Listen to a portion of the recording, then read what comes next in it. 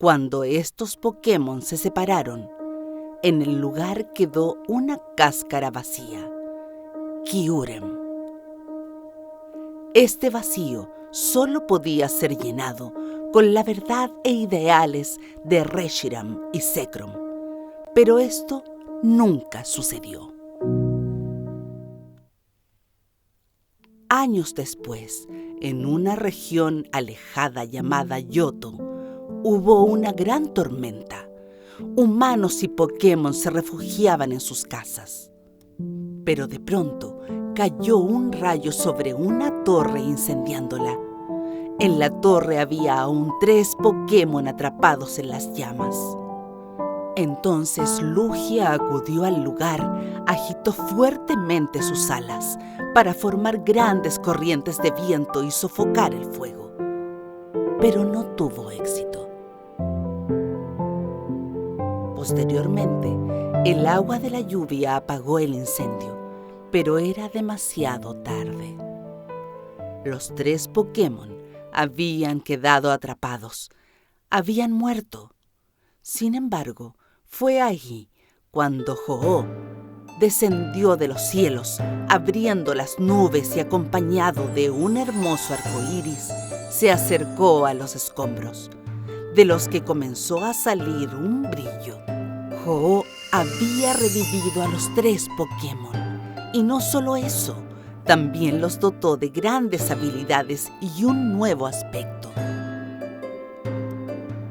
Por el rayo que cayó en la torre, creó a Raikou.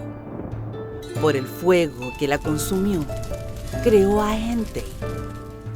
Y por el agua que apagó el incendio, creó a Suicune. Los humanos, asustados por su poder, atacaron a las 3 bestias.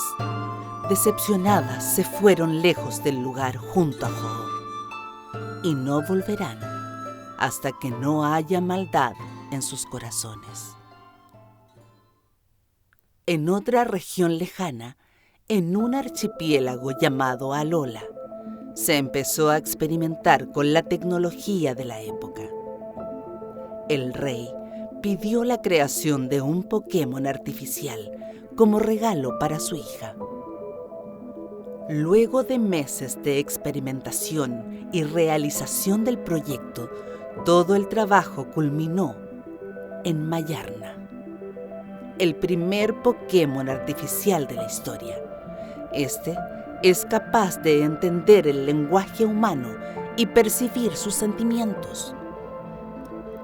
Desde ahí cuidó a la hija del rey hasta su último día. Entonces se convirtió en una guardiana de la familia real.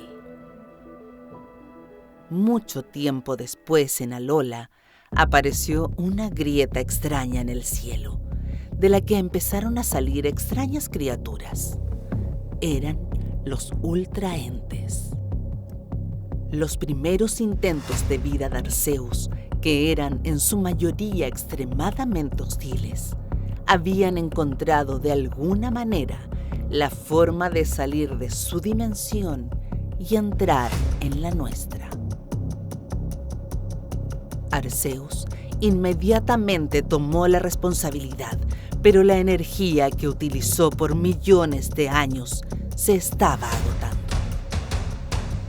Por lo que antes de caer en un profundo sueño para poder recuperar su energía, le pidió a Solgaleo y Lunala que crearan 4 guardianes que le hicieran frente a los ultraentes. Entonces crearon a Tapu Koko, Tapu Lele, Tapu Bulu y Tapu Fini. Gracias a los que lograron vencer y devolverle la paz a Alola. Luego todos se fueron a cada una de las 4 islas de Alola. También le regalaron a los humanos un poder cristalizado para que pudieran hacerle frente a los ultraentes en caso de que volvieran a aparecer.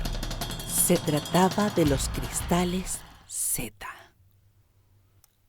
Las personas, aún asustadas por los peligros que pueden llegar a nuestro mundo, Tomaron referencia de la inteligencia artificial creada por sus antepasados y crearon a Silvally, al que se le pueden equipar discos de todos los tipos elementales. Ahora son 5 guardianes de Alola. No tendrían más que temer. Nuevamente, muy lejos de ahí, se había desatado una brutal guerra en Kalos, en la que murieron muchos Pokémon, incluyendo el Floet de Azeta, el rey de la región, el que el amor hacia su Pokémon lo llevó a construir una máquina para revivirlo. Para esto, necesitaría la energía vital de más Pokémon, pero lo hizo de todas formas y lo logró.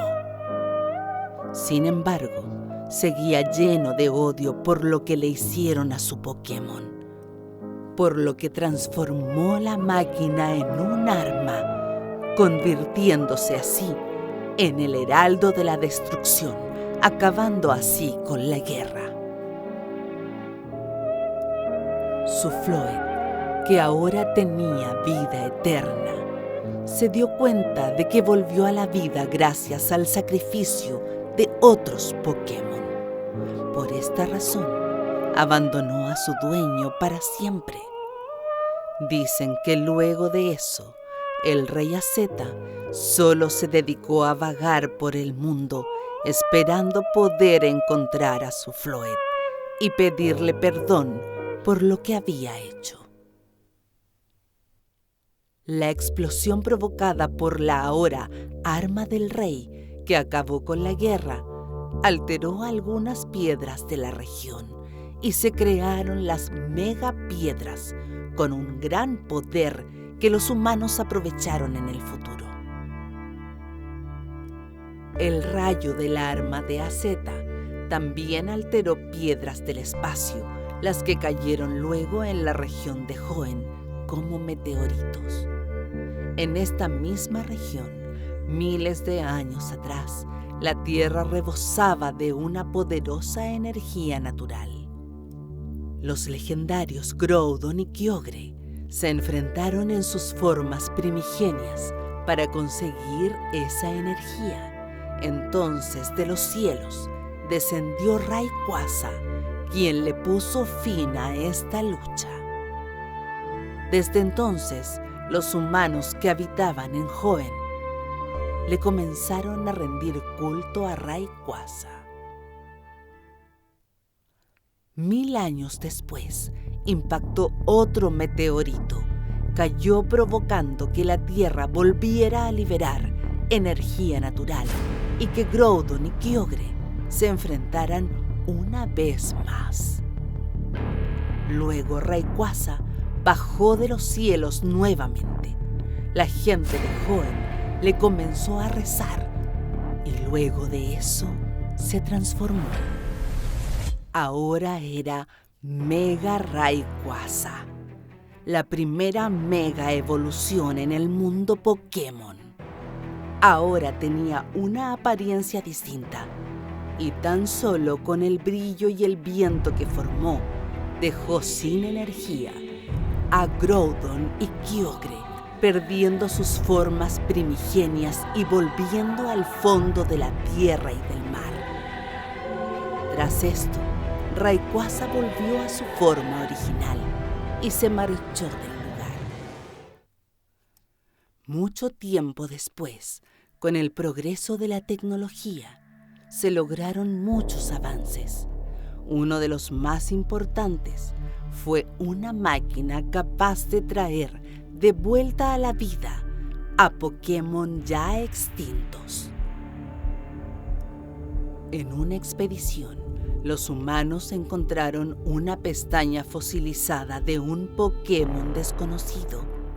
Gracias a la investigación y el financiamiento del líder de una organización criminal, lograron crear un clon de la criatura original, pero mucho más poderoso, dando nacimiento a Mewtwo. En algún punto de la historia, Mew debió visitar la Tierra dejando huellas de ADN en el lugar. Con tecnología similar en Teselia, crearon otro Pokémon a partir de uno que habitaba la Tierra hace miles de años. Habiendo sido este último el Pokémon depredador más feroz conocido en su época, esta creación fue Genesect. Suceso importante en el mundo Pokémon. Años más tarde, se descubriría un Pokémon muy travieso, con la habilidad de crear portales interdimensionales con sus anillos. Este es Hoopa, quien al tener un inmenso poder, luchó contra varios legendarios solo para demostrar su grandeza. Y al derrotarlos, los encerró en su guarida en forma de trofeo. Hoopa ya había participado con anterioridad en varios eventos importantes. El meteorito de Deoxys y el de Eternatus. Hoopa era el responsable detrás de esto, pero la humanidad ya contaba con tecnología suficiente para enfrentarlo y, aprovechando una distracción, lograron encerrar su poder en la botella prisión, cambiando su aspecto a uno más pequeño y a una personalidad más juguetona. En la comarca de Kitakami había llegado una pareja muy particular, un hombre junto a su Pokémon Ogerpon, quienes por su extraño aspecto no fueron bien recibidos y tuvieron que refugiarse en el Monte Ogro. Un aldeano de Kitakami les hizo unas máscaras para ayudarlos a bajar al pueblo, ocultando tras estas sus apariencias. La máscara turquesa, la máscara fuente, la máscara horno y la máscara cimiento, con las que pudieron bajar al festival que se realizaba todos los años en la comarca. Pero las máscaras no solo eran hermosas e inspiradoras de admiración, sino que también le permitían cambiar a Ogerpon de tipo, además de teracristalizar a una forma única, exclusiva de Ogerpon. En una aldea lejana existía una pareja de ancianos que criaban a Pecharunt, un Pokémon singular al que le cuidaban como si se tratase de su hijo. Este Pokémon, tan especial, haría lo que fuese por ser amado, por lo que les dio unos mochis que tienen el efecto de despertar la avaricia en las personas. Fue así como los ancianos comenzaron a solicitarle cosas materiales. Con más mochis, Pecharunt conseguirá un aliado que le ayudará a obtener los obsequios. Este era Okidogi, quien era un Pokémon débil, pero Pecharunt le concedió una gran fuerza. Un día llegó a oído de los ancianos la existencia de las máscaras de Kitakami y las anhelaron de inmediato. Entonces Pecharunt se dispuso a conseguirlas junto a Okidogi. En el camino se les unió Munkidori, quien tenía un bajo nivel de inteligencia. Pero Pecharunt le concedió poderes psíquicos y una mente brillante. Finalmente, el último integrante sería Fezandipiti, quien no era muy sobresaliente por su apariencia, pero Pecharunt le dio una belleza sin igual. Por fin llegaron a Kitakami, donde vieron al hombre junto a Ogerpon portando las preciadas máscaras. Munkidori descubrió dónde vivían y los otros fueron a robar las máscaras. pero fueron descubiertos por el hombre, que arremetió contra ellos.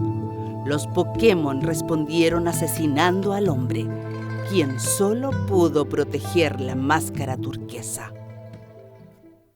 Ogerpon, al llegar a la cueva, se encontró con la aterradora escena, por lo que tomó su garrote y salió en la búsqueda y con la clara intención de cazar a los responsables.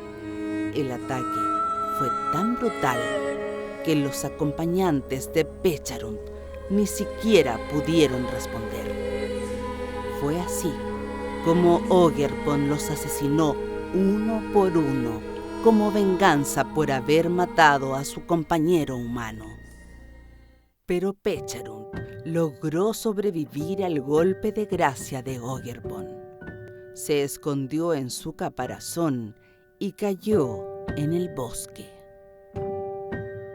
Los habitantes de Kitakami, al presenciar la contienda, la malinterpretaron y pensaron que era Ogerpon el que había agredido primero a los acompañantes de Pecharunt, razón por la que se convirtieron en héroes que murieron luchando contra el ogro del monte. Desde entonces, los aldeanos los llaman los compatrones. Hace 200 años en Paldea hubo una expedición al Área Cero, un lugar formado al fondo de un pozo hace 1.000.000 de años. Ya se habían realizado expediciones antes, pero sin ningún resultado. En esta expedición participó el escritor e historiador natural Eriad. Ya había pasado tiempo desde la última expedición, pero gracias a las nuevas tecnologías, esta fue la primera en obtener registros fotográficos del Área Cero. Uno de ellos fue a un Pokémon desconocido. Este se parecía a Donphan, pero no coincidían algunas de sus características, como por ejemplo su forma de rodar. Este fue el primer encuentro con un Pokémon paradoja, Pokémon provenientes del pasado o futuro de otras líneas temporales. También encontraron unas curiosas plantas que otorgaban un gran poder al Pokémon que las consumiera. A estas plantas las denominaron especias ocultas. Cuando el equipo alcanzó las profundidades del Área Cero, Eriad se separó del grupo y se perdió durante horas en la caverna. En este tiempo se encontró con Terápagos, quien lo hizo viajar por el tiempo, donde conocería a la profesora Albora o al profesor Turo, y tomó notas acerca de la máquina del tiempo de la que el profesor Turo o Albora se referían. A Terápagos, además de darle ese nombre, también lo describe, aunque tenía solo recuerdos confusos, por haber viajado en el tiempo. Luego, Eriad publicó el libro Escarlata Púrpura, pero lo descrito en el libro parecía tan surrealista que la gente rápidamente lo interpretó como información falsa, desacreditando toda la investigación. 60 años después, se descubrieron unos Pokémon brillantes como si se tratara de cristales, pero perdían esta forma al salir del Área Cero por una razón desconocida. Eriad ya había escrito que Terápagos podía tener relación con estos Pokémon, lo que lo convierte en la primera persona en verlo. Pero solo fue una pequeña mención que se perdió con el tiempo. No fue hasta 53 años más tarde que se construyeron las primeras instalaciones en el Área Cero con el fin de resolver los enigmas que la rodeaban. Pero no se hicieron descubrimientos significativos sino hasta 40 años después. El profesor Duro Albora investigó en profundidad el fenómeno de los Pokémon cristalizados y efectivamente, Eriad tenía razón. Era Terápagos el responsable de este fenómeno, por lo que lo llamaron teracristalización. Posteriormente, se continuó trabajando con la teracristalización y como Terápagos era capaz de usarla para sus viajes en el tiempo, lograron así imitar el poder de Terápagos artificialmente, creando la máquina del tiempo. Años más tarde, la máquina del tiempo ya está en pleno funcionamiento. De esta saldría un Pokémon paradoja, Miraidon Coraidon, que parecía estar emparentado con Ciclizar. Este era un Pokémon bastante dócil y no era difícil trabajar con él. Pero desde la máquina salió también un segundo Pokémon idéntico al anterior, pero este era muy agresivo e intentó atacar al primer Pokémon. Fue entonces cuando el profesor, con la intención de defenderlo, se interpuso entre ambos, pero quedó gravemente herido, falleciendo momentos más tarde.